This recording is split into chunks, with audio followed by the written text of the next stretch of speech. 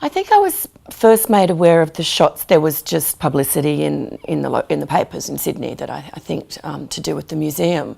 But then it was brought to my attention because Karl Lagerfeld, strangely enough, had seen them in Paris, and I was the editor of Vogue at the time.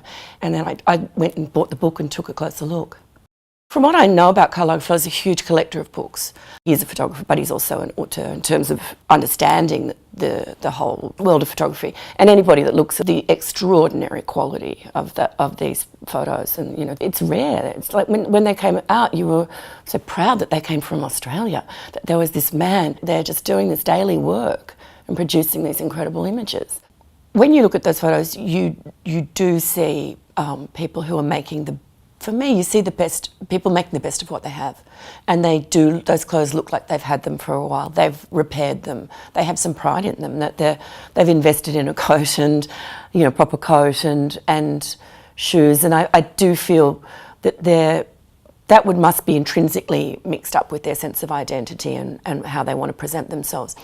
And I wonder, I'm sure they don't have vast wardrobes. So they're probably wearing their best clothes. And I think to look at the detail of like the men's suits as the best they can be, but the belt's a bit, pants are over big, you know, too big, and the women's things are a little tatty, but they've still got their pearls on, they've done their hair.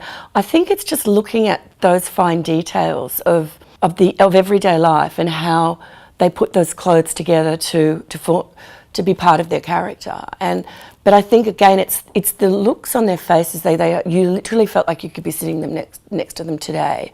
The clarity that he got in the eyes and in the expressions, and that you knew these people were down at heel and in trouble, and they were captured at an extremely dramatic, probably one of the low points of their life.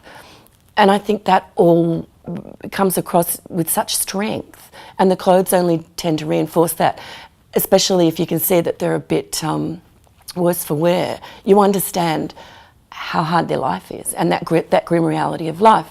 Because if you think about it, all you ever see from periods in the past, if you're looking at all the happy pictures, you're looking at all the art and the beautiful, you know, to see those pictures like a Ouija or all those police crime photographers from the past where you're seeing a person at their lowest point, that is such a visceral contemplation of life, I think, and that's what those photos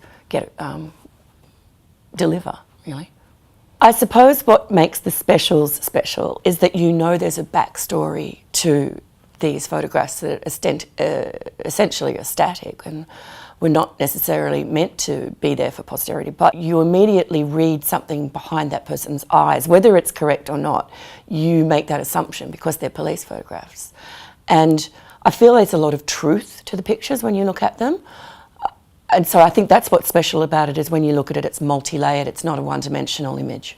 Well, I think what's really important, and I think it's more important than ever in this day of Instagram, and you know, the idea that photos are being taken every nanosecond on phones, and to go back to the art of true photography and what that captures. And there are two elements I think that make an important photograph, and that's beauty and its truth. And I think in these portraits, they have captured the most incredible truths in these, and that makes them beautiful, and that makes the subjects of these photos really beautiful as well.